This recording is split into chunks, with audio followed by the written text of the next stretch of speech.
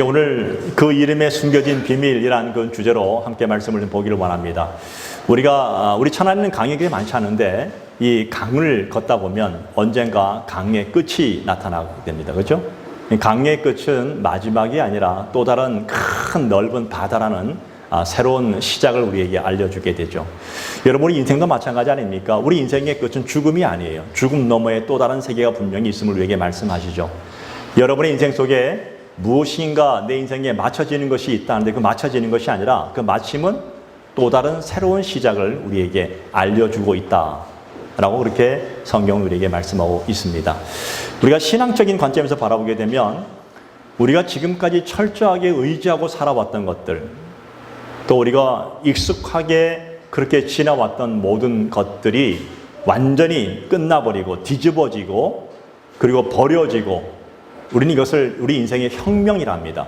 이것이 완전히 우리에게 있어지고 난 이후에 우리는 새로운 것을 받아들이게 됩니다. 바로 그분이 누구십니까? 예수 그리스도이십니다. 그분을 받아들이고 나면 지금까지 살아왔던 내 인생의 주인이 나였다면 내 인생의 주인을 내가 내려놓고 새로운 주인을 받아들이며 살아가는 것을 가지고 우리는 거듭난 인생이다라고 그렇게 말하고 있습니다. 여러분, 거듭난 인생이 뭡니까? 거듭난 인생은 그 존재 자체가 예수 그리스도로 말미암아 새로운 피조물로 다시 되어졌다라는 의미가 그 속에 분명히 포함되는 것을 저희가 보게 되죠. 저는요, 오늘 저와 여러분들이 오늘 믿음으로 살아가는 우리 인생, 예수 믿는 믿음으로 우리가 거듭나고 또 그렇게 살아가다 보면 반드시 우리에게 있어서 우리가 꼭 잊지 말고 순종하고 따라야 될 것이 있는데 그것이 바로 하나님의 말씀이라고 성경 그렇게 우리에게 말씀하고 계십니다. 자, 보십시오, 여러분. 하나님의 말씀이 여러분의 인생에 영향을 미칩니까? 안 미칩니까? 영향을 100% 미칩니다. 구약의 다윗이라는 인물을 볼까요? 여러분, 구약의 다윗이라는 인물을 보면 그렇지 않습니까? 여러분, 신앙이 뭐냐고 우리가 묻잖아요. 다윗은 그의 인생 속에 하나님의 말씀으로 하나님으로 가득 찬 인생을 살고 있었던 것을 보게 됩니다. 신앙이 뭐냐? 반응이에요. 어떻게 반응할 것인가? 내게 어떤 사건이 오고 내게 어떤 문제가 생겼을 때에 내 인간의 본능적인 마음으로 반응할 것인가? 아니면 신앙적인 믿음으로 반응할 것인가? 이 두 가지입니다. 어느 날 이세의 아버지의 말씀을 따라서 전쟁터에 나가 있는 그 형들을 만나기 위해서 들어오게 된 다윗, 어린 소년이었습니다. 그런데 그 전쟁터에 와보니까 어처구니 없는 일들을 보게 됩니다. 지금 블레셋과의 전쟁에서 그 블레셋의 장수 골리앗이라는 어마어마한 큰 장수가 앞에 나타나서 이스라엘 군대를 조롱합니다. 하나님을 무시합니다. 근데 그 누구도, 사울 왕도 이스라엘 군대 누구도 그 앞에 당당히 나가지 못하고 숨어서 벌벌 떨고 있습니다. 그 순간 다윗의 마음속에 어떤 마음이 생겼을까요?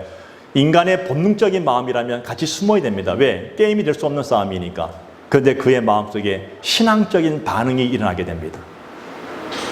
객관적으로 봤을 때 여러분, 싸움 자체가 성립될 수 없는 그런 상대인데도 불구하고 그는 담대하게 믿음으로 나아갑니다. 여러분, 극과 극 아닙니까? 거대한 용맹한 장수, 키가 거의 한 3m 가까이 되는 장수에다 웅장한 장수예요. 투구를 쓰고 엄청난 장수에 큰 창을 가지고 있는 장수. 다윗은 그냥 소년이에요, 소년. 청소년이에요. 싸움이 될 수 없는 상황이었습니다. 그 모든 위세에 이스라엘 군사들과 왕들이 벌벌 떨고 있는 그 상황 속에서 이 다윗이 신앙적인 반응으로 나아가면서 이렇게 그는 외치고 나아가죠. 여러분, 사무엘상 17장 45절에 보게 되면 이렇게 말하고 있습니다. 너는 칼과 창과 단창으로 내게 오거니와 나는 만군의 여호와의 이름 곧 내가 모독하는 이스라엘의 군대 하나님의 이름으로 내게 가노라 라고 그렇게 외치고 나아갔죠. 그러니까 그 다윗의 마음, 자기의 용맹이 아니라 하나님의 이름으로 나아간다는 거예요. 도대체 이 다윗의 마음속에 어떻게 이런 용맹스러운 마음이 생길 수 있었을까요? 바로 하나님을 믿는 그 믿음 아니었습니까? 오늘 그의 마음속에는요, 하나님의 마음으로 가득 차 있었습니다. 그래서 다윗의 눈에 보이는 골리앗이 중요한 것이 아니라 보이지 아니하는 하나님이 내 인생을 책임지시고 나를 지금도 이끌고 있다는 분명한 확신과 신뢰가 그 속에 있었기 때문에 그는 당당하게 하나님 앞에 나아갈 수 있었습니다. 그리고 그 무서운 골리앗 앞에서도 두려워 떨지 아니하고 그분의 이름으로 나아갈 수 있었습니다. 그리고 그는 승리하였습니다. 저는 오늘 여러분의 인생 속에 여러 가지 인생의 문제들이 분명히 올 줄로 믿습니다. 골리앗처럼 내 힘으로, 내 능력으로, 내 지식으로 할 수 없는 그 모든 싸움에서 더 이상 어찌할 수 없는 그런 상황 속에 있다면 저는 그때 여러분들이 본능적인 인간의 반응이 아니라 신앙의 반응으로 하나님을 믿는 그 믿음으로 나아가셔서 승리하기를 축복을 드립니다. 자, 그런 관점으로 본문을 보기 원합니다. 오늘 본문에는요, 베드로라는 사람이 나옵니다. 여러분, 베드로가 어떤 사람이었습니까? 여러분 잘 아시는 대로 베드로는요, 이 갈릴리 호수에서 물고기를 잡는 어부였습니다. 다시 말하면 그건 전문가예요. 물고기 잡는 전문가예요. 누구보다 갈릴리 호수를 잘 알고 있는 사람이 베드로였습니다. 근데 그가 고기를 잡다가 어느 날 예수님의 부르심을 따라서 예수님의 제자가 되어지고 3년 동안 예수님을 따라다니면서 놀라운 기적과 이적과 하나님의 나라의 말씀을 듣기도 하고 예수님의 사랑을 경험하기도 합니다. 그런데 그럼에도 불구하고 오늘 이 베드로의 마음속에 여전히 자기의 의의가 버려지지 않는 모습을 보여주게 되죠. 십자가, 다시 말하면 그 십자가에 잡히시기 전날 밤에, 다시 말하면 이 로마, 그 유다의 배신으로 인해서 그 잡히기 전날 밤에 예수께서 이렇게 말씀하시죠. 너희는 나를 다 버릴 것이다 라는 그 예수님의 말씀에 베드로가 뭐라 말합니까? 의리상 절대 안 버립니다. 맹세하죠. 근데 주님이 잡히시는 바로 그 시간에 베드로는 도망가 버립니다. 모든 제자 또한 다 도망가 버립니다. 그리고 예수님이 십자가에 달리시는 그 순간, 그리고 주님이 죽고 나시자 어떻게 합니까? 낙심해서 다시 자신의 고향으로 들어갑니다. 갈릴리 호수로 돌아가서 낙심하며 한탄하며 또 죄책감에 그렇게 휩싸이면서 살아가는 그 베드로의 모습을 보여주고 있죠. 예수님께서 부활하셨습니다. 주님께서 부활하신 후에 가장 먼저 찾아간 것이 바로 베드로였습니다. 그리고 베드로에게 나타나서 그에게 말씀하시죠. 내가 나를 사랑하느냐. 그러면서 이 베드로에게 부활하신 예수님의 그 따뜻한 사랑을 보여주시고 다시 그는 예수님의 그 사랑을 입고 회복이 되어지면서 그 주님이 승천하신 이후에 성령의 충만함을 받고 난 이후에 그의 마음속에는 이제 자기의 의는 사라지고 오직 예수 그리스도만이 그 마음을 가득 채우고 있다는 사실을 그는 경험하게 됩니다.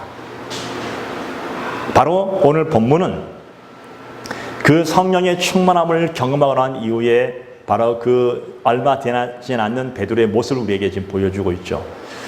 자, 여러분 본문을 볼까요? 본문이 이렇게 시작됩니다. 본문 1절을 보면 제9시 기도 시간에 베드로와 요한이 성전에 올라갈새. 자, 제9시라는 이 시간은요, 우리 지금 현대의 시간으로 오후 3시입니다. 유대인들은요, 일반적으로 하루에 3번씩 성전에 가서 기도를 했는데 오전 9시, 그 다음 정오 12시, 오후 3시에 3번씩 꼭 기도하는 습관이 있었습니다. 자, 그런데 성령의 충만함을 받고 난 이 베드로가 아주 꾸준하게 성전에 나와서 지금 기도하고 있음을 지금 보여주는 사건이 이번 본문의 내용이죠. 그런데 어느 날 베드로가 이제 성전에 요한과 함께 오후 3시쯤 기도하러 올라가는 도중에 미문이라는, 성전에 들어가기 직전에 미문이라는 그 문 앞에 다다랐을 때 한 사람을 보게 됩니다. 오늘 본문에 보게 되면 그 한 사람은 어떤 사람이었을까요? 태어나면서부터 선천적인 장애를 가지고 있어서 걷지를 못하는 사람이에요. 여러분, 여기 본문 다음 장에 보게 되면 4장 22절에 보게 되면 이 사람의 나이가 한 40살쯤 되었다 했으니까 태어나면서부터 지금까지 40년 동안 그는 걷지 못하던 아주 불행한 인생을 사는 인생이 바로 이 사람이었습니다. 생각해 보세요, 여러분. 장애를 가지고 있다? 부모님이 엄청난 부자가 아니고서는요, 그의 인생은 도대체가 살 수 없는 그런 상황 아닙니까? 그렇게 자연스럽게 사람들에게 들쳐매서 성전 민문에 와가지고 뭐 해야 됩니까? 구걸해야 되는 거예요, 구걸.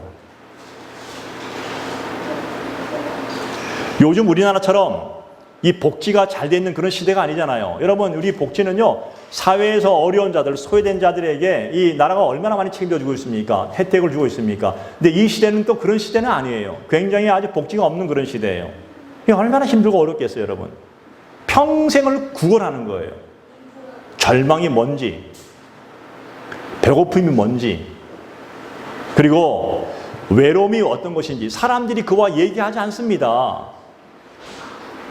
선천적으로 장애를 가지고 있다는 얘기는 하나님의 저주를 받은 인생이다라는 그런 개념이 있었기 때문에 그 누구도 그 사람과 함께 얘기하지 않습니다. 얼마나 외로웠을까요? 여러분 생각해 보세요. 내 몸이 힘든 것은 두 번째 치고 누군가 아무도 나를 돌아보지 않고 나를 외로움 가운데 내 혼자 있다면 이건 사는 게 아니에요. 오늘 여러분 그런 적 없으십니까? 사회 속에 열심히 직장 안에서 사업 안에서 살아가지만 그 누구도 내 마음을 몰라주고 그 누구도 나와 함께 대화하지 못하는 그런 나의 그 비밀스러운 중심의 얘기를 나눌 수 없는 그런 상황이라면 얼마나 외롭겠어요. 일이 중요한 것이 아니라 외로움이 더 큰 거 아니겠습니까? 그러니까 지금 이 사람은 그런 사람이었어요. 배고픔과 외로움과 절망이 뭔지를 아는. 그래서 그는 날마다 미문에 앉아 있으면서 하나님의 성전이 바로 코앞에 있음에도 불구하고 하나님의 성전과는 전혀 상관없는 인생을 살고 있는 사람. 더군다나 이스라엘의 율법에 보게 되면 장애인은요 성전 안에 절대 못 들어갑니다. 왜냐하면 장애인은 불완전한 자이기 때문에 하나님 앞에 설 수 없는 존재로 여겨졌기 때문에 선천적으로 또 몸에 장애가 있는 사람은 절대로 하나님의 성전에 들어갈 수 없는 차별된 그런 모습이 있었습니다. 뭐 요즘같이 뭐 차별법 어쩌죠 하는데 요즘은 그런 게 없잖아요, 사실은요. 이때는 얼마나 극심했습니까? 그러니까 평생 하나님의 성전 가까이 있었지만 하나님을 만나지 못한 사람. 자기가 바로 앉아있는 그 미문 그 앉은 자리에서 바로 앞에 성전이 있다면 그 성전 안에서 날마다 기도 소리가 울려나고 찬양이 울려나지고 예배하는 모습이 날마다 들려왔지만 그가 앉아있는 그 자리에서 그는 절대로 성전을 바라보기만 할 수밖에 없는 아주 가깝고도 먼 그 자리가 바로 미문이었습니다.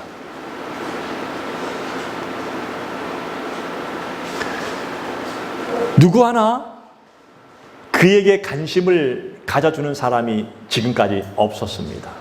물론 그를 들쳐매고 그 미문에 날마다 와서 앉혀서 구걸하게 하는 누군가 도와주는 사람은 있었지만 정말 진정 그 마음을 헤아려주는 사람은 아무도 없었습니다.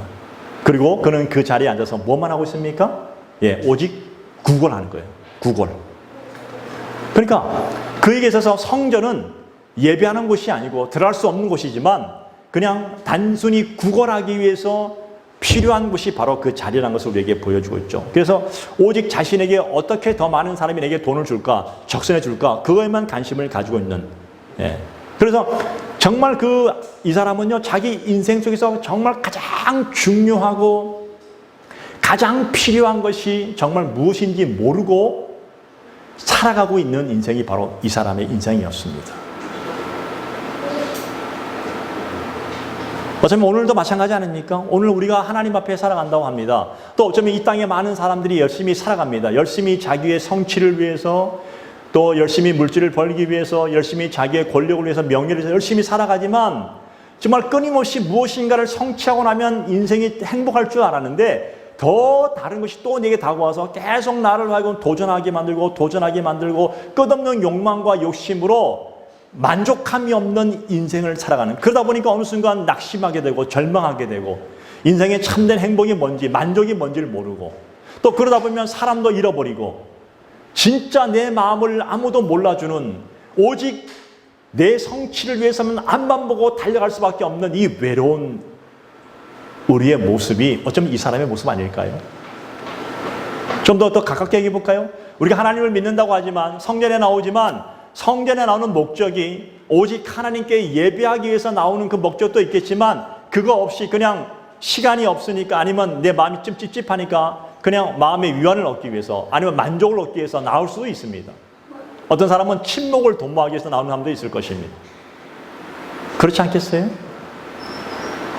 어떤 사람은 하나님을 믿는다고 하지만 미신적으로 믿는 것, 미신적인 믿음으로 안 오면 찝찝하니까 그냥 할 수 없이 나올 수도 있을 것입니다.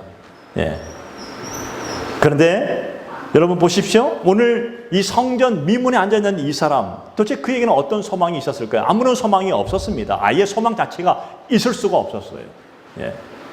여러분처럼 이 지하진은 여러분들이 걸어서 나올 수 있는 건강한 다리가 있는 것도 아니고, 그렇죠? 또 여러분들이 지금처럼 차를 타고 나올 수 있는 그런 상황도 아니고, 예. 평생을 걷지 못하는 절망과 답답함과 또 가난이 주는 그 엄청난 무게가 더해져서 그의 삶이 얼마나 고달팠는지를 우리는 상상해 볼 수 있지 않겠어요? 근데 어느 날, 바로 그날이었습니다. 그날 아무런 희망도 없이 주림배를 움켜잡고, 또 이 적선하시는 분들, 구걸하시는 분들은 절대 고개를 빳빳이 안 듭니다. 고개를 반드시 숙여야 됩니다. 왜? 불쌍하게 보이기 때문에. 저는 지금까지 있잖아요, 거리를 다니고 또 지금까지 살아오면서 적선하시는 분들이 고개를 빳빳이 들고 달라는 분들 본 적이 없어요. 다 고개를 숙이고 손만 최대한 불쌍하게 여기면서 손을 내밉니다. 그러면 사람들이 적선하십니다. 아마 어쩌면 그랬을 겁니다. 이분도 고개를 숙이고 앞에 사람이 지나가는데 바로 그 사람이 베드로와 요한이었던 것 같아요. 그래서 손을 내밀었습니다. 그런데 바로 그 순간 생각하지도 못한 자기의 삶의 엄청난 사건을 그가 지금 경험하게 된다는 것이죠. 자, 베드로와 요한이 뭐라 말합니까? 우리를 주목하라 말합니다. 주목하라니까 오늘 이 사람이 우리를 보러 하니까 언제 그랬는지 그 사람들을 쳐다보면서 무엇을 더 줄 것인가, 무엇을 얻을 것인가라는 그런 기대감으로 지금 베드로를 쳐다보게 됩니다. 자, 본문 5절입니다. 이렇게 나오죠. 그가 그들에게 무엇을 얻을까요? 뭐합니까? 봐라, 보고늘. 무엇을 얻을까 바라보았을까요? 물론 물질이었습니다. 그 사람의 눈에는 베드로와 요한, 다른 사람이나 일반 다를 바가 없었을 것입니다. 다만 돈만 구걸하면 되는 그런 상황 아니겠습니까? 그러나 베드로는요, 지금 그에게 정말 물질보다 정말 너의 인생 속에서 더 필요한 것이 있다는 사실을 알려주고 싶었던 것 같아요. 또 주고 싶었던 것 같아요. 그래서 눈을 마주칩니다. 드디어 이 구걸하는 앉은 이 장애인을 걷지 못하는 이 앉은 이 장애인과 또 베드로의 눈이 딱 마주칩니다. 저는요, 이 눈의 마주침이 저는 역사적 사건을 일으켰다고 생각하는 사람이에요. 여러분, 부부가 얘기하는데 눈을 안 마주친다. 되게 심각하잖아요. 사람과 사람이 만나는데 눈을 마주치지 않는다. 딴 사람 보고 있다. 그건 그 사람을 무시하는 거잖아요. 우리가 하나님께 나와 예배한다는 것은 하나님과 눈을 마주친다는 거고, 사람과 사람이 만나서 얘기하는 것도 눈을 마주치는 것인데 다른 곳을 보고 있다? 그럼 안 된다는 겁니다. 마주치는 그 속에 역사가 일어나는 거예요. 자, 드디어 구걸하는 사람의 시선과 맞닥뜨린 이 베드로의 시선 속에 우리는 무엇을 볼 수 있냐면, 베드로의 시선이 아니라 베드로의 안에서 그 속에서 역사하시는 예수 그리스도의 시선이 같이 나오고 있다는 거예요. 그리고 베드로의 손 역시 예수 그리스도의 손이 되고 있음을 우리는 알 수 있습니다. 그리고 베드로는 선포합니다. 본문 6절 보십시오. 은과 금은 내게 없거니와 내게 있는 이것을 내게 주노니 나사렛 예수 그리스도의 이름으로 일어나 걸으라 하고. 네. 할렐루야. 아멘. 손을 잡아 일으키니 발과 발목에 힘을 얻고 일어나서 뛰기도 하고 걷기도 하였다. 여러분 생각해 보십시오. 태어나면서부터 한 번도 걸어보지 못했던 사람, 장애인했던 이 사람, 오랫동안 걷지 못했기 때문에 이 사람의 관절은 관절이 아니에요. 이 사람의 근육 자체는 없어요. 근육 자체도 없을 뿐 아니라 뼈도 온전치 못했을 것이고 관절도 온전치 못했는 그런 상황인데, 아무런 제대로 된 기능을 할 수 없는 그런 상황 속에 있는데 이 사람이 벌떡 일어나서 걷기도 하고 뛰기도 하였다? 여러분, 이게 의학상으로는요 불가능한 일입니다. 있을 수 없는 일이에요. 그런데 어떻게 일어날 수 걷고 뛸 수 있습니까? 아무리 일어났다 할지라도 우리 의학상으로 봤을 때는 그 사람이 걷기까지 물리치료를 아주 열심히 받아야 됩니다. 최소한 6개월 이상은 받아야지 조금씩 걸으면서 또 잘 먹으면서 근육도 붙어야 되고 관절도 좀 바로 잘 서야 되고 뼈도 튼튼하게 서야 되고, 그래서 최소한 6개월 이상은 걸어야지, 이게 훈련해야지, 또 치료를 받아야지 좀 그렇게 설 수 있지 않겠어요? 빠르면 3개월? 그런데 놀라움은 금방 일어나자마자 뼈의 관절이 딱 강건하게 회복이 되어지고 근육이 생기고 세포가 왕성해지면서 걷고 뛰었다는 겁니다. 이것이 바로 기적입니다. 여러분, 하나님은 말씀으로 천지를 창조하여 주셨습니다. 무에서 유를 창조하여 주셨습니다. 기적이 뭔가 하면 우리의 가능과 예측이 아니라 무에서 유를 창조하는 것이 바로 기적이랍니다. 오늘 그렇다면 하나님은 무에서 유를 창조하신다면 여러분의 인생이 아무리 꽉 막혀 있다 할지라도, 여러분의 인생이 아무리 사방팔방 막혀 있다 할지라도 하나님이 개입하신다면 무에서 유를 창조하신 하나님은 여러분의 인생을 얼마든지 부흥시킬 수 있는 전능하신 주님이신 줄 믿습니다. 그분이 바로 하나님이세요. 우리는 그것을 사실로 믿어야 된다는 거예요. 나사렛 예수 그리스도의 이름으로 일어나 걸으라. 이게 베드로의 말이지만 바로 하나님이 주신 음성이었습니다. 그리고 그 사람이 손을 내밀어 잡았을 때에 바로 그 순간 역사가 일어났다는 거예요. 오늘 여러분들이 하나님의 말씀을 믿고 당신의 손을 붙잡는 순간 하나님은 여러분에게 역사를 일으키실 것입니다. 그게 기적이에요. 그게 하나님이십니다. 더 나아가서 이 사람이 어떻게 했습니까? 베드로와 요한과 함께 성전으로 들어가면서 어떻게 합니까? 뛰면서 찬양을 불렀어요. 하나님께 감사하면서. 그러니까 이 사람이 입술 안에서 제일 먼저 나온 것은 하나님을 찬양하는 것이었습니다. 왜? 자기의 병이 나았어요. 이게 너무 신기한 거예요. 있을 수 없는 일이죠. 하나님께 감사하며 하나님께 영광을 올려드렸다. 그 찬송하는 목소리가 주여 이랬을까요? 아주 큰 소리로 하나님께 감사하며 찬양하지 않았겠어요? 그의 인생에 완전히 혁명이 일어나는데, 도대체 예수 그리스도라는 이름은 도대체 무슨 뜻이 있었길래, 무슨 비밀이 있기 때문에 이런 일이 일어날 수 있었을까요? 도대체 예수란 그 이름, 우리가 그토록 매일 듣는 예수란 그 이름 안에 어떤 비밀이 숨겨져 있기 때문에 이런 놀라운 일들이 일어날 수 있었을까요? 저는 두 가지를 보기 원합니다. 첫 번째는 예수의 이름 안에는 구원의 생명이 있다는 사실입니다. 여러분, 예수란 이름의 의미가 뭔지 아십니까? 여러분, 마태복음 1장 21절에 보니까 자기 백성을 저희 죄에서 구원할 자. 그러니까 주님의 이름의 뜻 자체가 그거예요. 그러니까 주님은 그것 때문에 오신 거예요. 나는 죄로 말미암아 잃어버린 자를 찾아서 구원하시기 위해서 이 땅에 오신 예수님. 디모데후서 4장 1절 2절에 보면 또한 이렇게 말씀하십니다. 하나님 앞과 살아있는 자와 죽은 자를 심판하실 그리스도 예수 앞에서 그가 나타나실 것과 그의 나라를 두고 엄히 명하노니 너는 말씀을 전파하라. 때를 얻든지 못 얻든지 항상 힘쓰라. 살아있는 자와 죽은 자를 심판하실 그리스도 예수, 그분이 바로 생명의 주관자이십니다. 그분이 아니고서는 그 누구도 하나님께 나아갈 수 없고, 그분이 아니고서는 그 누구도 영원한 생명을 얻을 수가 없습니다. 그래서 그분만이, 그분의 이름으로만이 우리는 영원한 생명을 얻을 수가 있습니다. 그래서 오늘 이 성전 미문에 앉아있는 이 구걸하는 사람을 보는 순간 베드로는요, 어떤 걸 봤냐면 죄 가운데 있는 그의 삶을 구원하고 변화시키실 예수 그리스도를 그에게 주고 싶었던 거예요. 오늘 이것이 바로 목회자의 마음 아니겠습니까? 오늘 제가 여러분에게 말씀을 전할 때에 세상의 모든 것을 줄 수 있지만 그것은 여러분이 열심히 일하면 벌 수 있는 것이지만 영원한 생명은 줄 수가 없잖아요, 세상은요.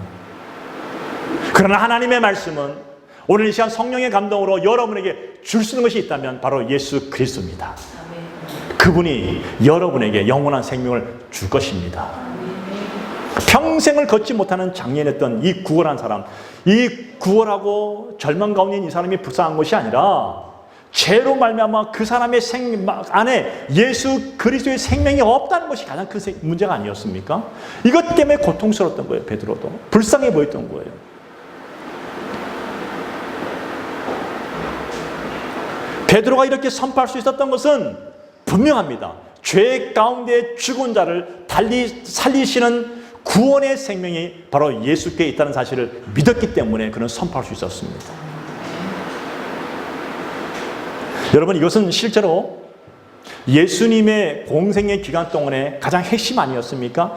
항상 수많은 병든자들이 예수님께 나와왔을 때 그들을 치유하시면서 주님께서 늘 하시는 말씀이 하나였습니다. 너의 믿음이 너를 구원하였다.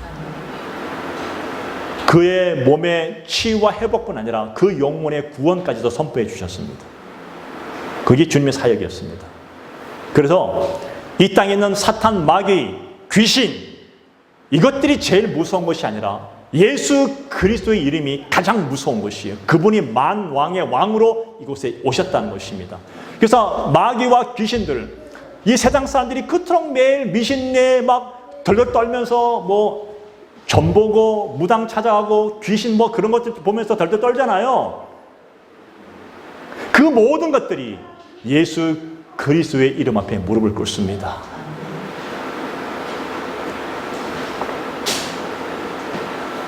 우리가 그분의 이름을 믿는다는 것은 마귀의 권세에서 자유함을 얻어서 영원한 생명을 입었다는 것을 분명히 증명하는 것입니다.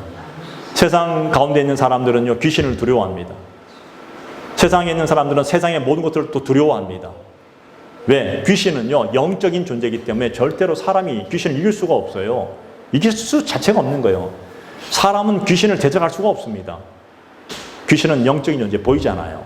그러나 예수 그리스도의 이름으로 생명을 얻은 우리는 그분의 이름으로 죄 가운데 있는 자들에게 그 이름을 외칠 때에 귀신이 물러가고 죄 사함을 얻고 그 사람의 생명에 구원을 얻게 됩니다.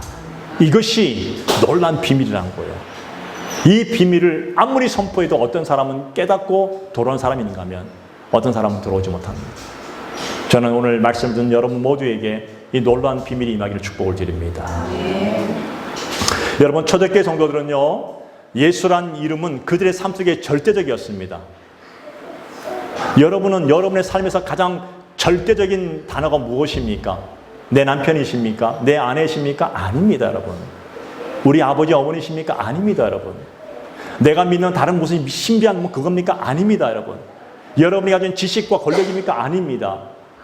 그런 것들은 다 사라집니다. 허무한 거 다 사라져버려요.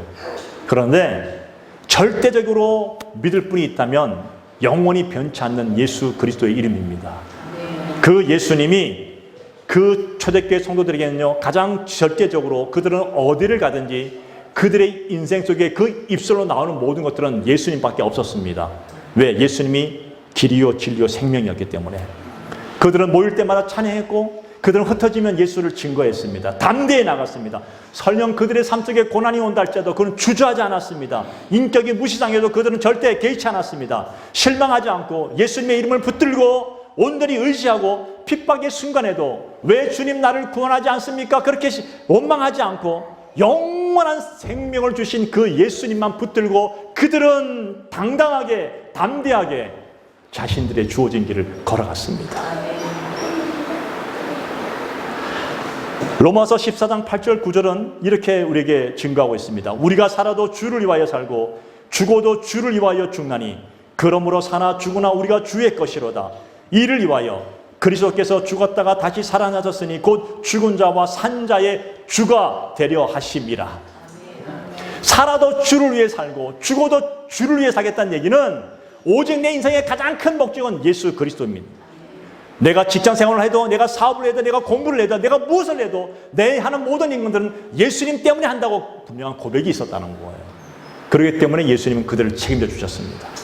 영원한 생명이었습니다. 여러분, 지금 21세기 살아갑니다. 지금 21세기는요 2000년 전보다 훨씬 더 과학이 발전하고 문명이 발전하고 모든 것이 다 발전했습니다. 그래서 많은 분들이 그래요. 지금 뭐 신이 뭐 존재하느냐, 뭐 우주를 가는데 뭐 신이 존재해? 그런데 이상한 것은 있잖아요. 과학이 발전하고 복지가 더 좋아지고 문명이 발전할수록 인간의 이 영혼이 더 피폐해지고 있다는 거예요. 정신적으로 얼마나 많은 분들이 정신과를 가는지 몰라요. 예. 다만 자기가 체면이 있으니까 내색하지 못하지만 얼마나 괴로운지를 몰라요. 얼마나 외로운지를 몰라요.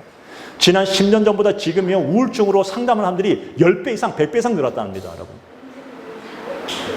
지금 그런 시대예요. 그래서 우리에게 가장 필요한 것이 있다면 바로 그분이 예수님이시고 그분을 믿는 믿음입니다. 여러분 믿으십시오. 예수만이 여러분의 인생의 길이시고 진리시고 생명이십니다. 그 사실을 고백하는 자들이 바로 성도들이에요. 아무리 과학이 문명이 발전하고 시대가 변한다 할지라도 여러분의 인생 속에 아무리 유전자가 어떻게 관계없이 영원한 생명을 주시는 분은 예수님밖에 없습니다. 두 번째로 예수님의 이름에 숨겨진 비밀은 뭔지 아십니까? 권세와 능력이에요. 이게 정말 중요한 거예요. 여러분, 인간의 구원이라는 것은요, 자신의 선한 행위로 절대로 구원받을 수 없습니다. 돈이 수천억이 있고 수조가 있다 할지라도 그걸로 구원받지 못합니다. 옛날 이 가톨릭이 부패했을 때는요, 면접을 해가지고 이 돈을 주고 사면은 구원받나 했지만 그거 다 가짜였고 부패한 그 모습 아니었습니까? 절대로 구원은, 영원한 생명은 돈으로 살 수 없습니다. 우리 행위로 살 수가 없습니다. 중요한 것은 천국문에 들어갈 수 있는, 하나님의 나라에 갈 수 있는 유일한 방법이 있다면, 또 이 땅에서 여러분이 살아가는 동안에 승리할 수 있는 삶을 살 수 있는 유일한 방법이 있다면 오직 예수님밖에 없습니다. 주님은 어떤 것도 물리치시고 어떤 병도 고치시고 어떤 것도 살리시는 분이십니다. 예수의 이름 앞에. 여러분 성경에 보십시오. 치유 사건이 있지 않습니까? 죽었던 나사로와 또 죽었던 해당장 야이로의 살리시고 온갖 병자들, 온갖 귀신 들린 자들을 다 고쳐주시고 다 회복시켜 주셨습니다. 주님은 그런 분이십니다. 우리 육체적 질병뿐 아니라 우리 마음의, 우리 영혼의 상처와 아픔과 모든 것들을 치유하시는 분이 바로 예수님이십니다. 그 예수님 이름 앞에 모든 것이 굴복당하고 무릎을 꿇는다. 바로 권세가 있다는 거예요. 빌립보서 2장 9절로 11절에 보면 이름으로 하나님이 그를 지극히 높여 모든 이름 위에 뛰어난 이름을 주사 하늘에 있는 자들과 땅에 있는 자들과 땅 아래에 있는 자들로 모든 무릎을 예수의 이름에 꿇게 하시고 모든 입으로 예수 그리스도를 주라 시인하여 하나님 아버지께 영광을 돌리게 하셨느니라. 하늘에 있는 자들과 땅에 있는 자들과 땅 아래에 있는 모든 것들이 예수님의 이름 앞에 무릎을 꿇었다는 거예요. 그 예수님이 사망과 저주를 단번에 끊어버리시고 부활하셔서 오늘 예수 믿는 모든 사람에게 영원한 생명을 주셨습니다. 예수님은 믿는 자들에게, 믿으십시오, 오늘 예수 믿는 여러분들에게 권세를 주셨습니다. 치유와 회복의 능력도 주셨습니다. 그분의 이름으로 여러분이 외칠 때에 잃어버렸던 마음들이 회복되어지고 상처가 회복되어지고 우리 인생에 열려지는 역사를 보게 될 줄로 믿습니다. 그게 권세고 능력이라는 거예요. 권세를 주신 목적은 딱 하나예요. 그 이름으로 생명을 살리는 복음을 전하라는 겁니다. 네. 여러분, 똑같이 예수를 믿어도 똑같이 예수의 능력으로 담대하고 기쁘게 살았으면 참 좋겠지만 반면에 내가 나를 봐도 별 신통치가 않아. 교회를 오랫동안 다녀도 별로 신통치 않고 예수를 만나본 적이 별로 없어. 그러나 겉으로는 만나척 해야 되기 때문에 힘들어. 왜? 삶이 고달파, 삶이 너무 바빠서 예수님과 단 한순간도 교제할 시간도 없어요. 예수님은 그토록 날마다 바라보면서 너와 교제하기를 원한다, 너와 함께 얘기하기를 원한다, 내가 너에게 주고 싶다고 그렇게 얘기해도 우리는 외면합니다. 왜? 내 삶에 눈에 보는 것이 먼저이기 때문에. 그러니까 점점 내 삶과 주를 믿는 믿음이 동떨어지기 시작합니다. 영원히 합쳐질 수 없는 철길처럼 쭉 달려가기 시작합니다. 그런 사람이 있을 수 있다는 겁니다. 저는 여러분들이 그런 사람이 아니기를 축복을 드립니다. 주님과 교제하십시오. 한 집에 부부가 살아도 대화가 없으면 부부가 아니잖아요. 이게 사는 게 아니잖아요. 부부는 대화하는 거고 자녀도 대화하는 겁니다. 한 교회에 있으면 대화해야 됩니다. 내 이웃과 대화해야 됩니다. 근데 가장 중요한 것은 주님과 대화해야 됩니다. 주를 만나는 시간도 없다면 얼마나 행복하고 불행한 인생이겠습니까, 여러분? 저는 여러분이 무력하게 사는 것이 아니라 여러분 어떤 장소, 어떤 환경도 아닌 지금 내 안에 있는 그 예수 그리스도를, 그분을 모셔드리고 그분과 함께 영원한 교제 나누면서 권세와 능력을 가지고 이 땅을 당당하게 살아갈 수 있는 복된 자가 되기를 축복을 드립니다. 혹시 여러분 낙심되십니까? 혹시 여러분의 인생 속에 절망이 있습니까? 문제가 있습니까? 어찌할 수 없는 그런 상황 속에 있습니까? 예수의 이름을 확실히 믿으십시오, 여러분. 믿어도 됩니다. 그리고 오직 예수 그분의 이름으로 일어나시기를 바랍니다. 그 예수의 이름에 구원의 생명과 권세와 능력이 있고, 그 예수의 이름으로 낙심과 절망에서 우리 일어날 수 있고, 그 예수의 이름으로 모든 질병과 심령이 회복되는 역사를 보게 될 줄로 믿습니다. 바라기는 이번 한 주 동안 여러분들이 그 예수님의 이름으로 달려가셔서 승리하는 한 주가 되시기를 간절히 축복을 드립니다. 따라합시다. 예수 그리스도의 이름. 그분을 믿습니다. 그분으로 외치시길 바랍니다. 기도하겠습니다.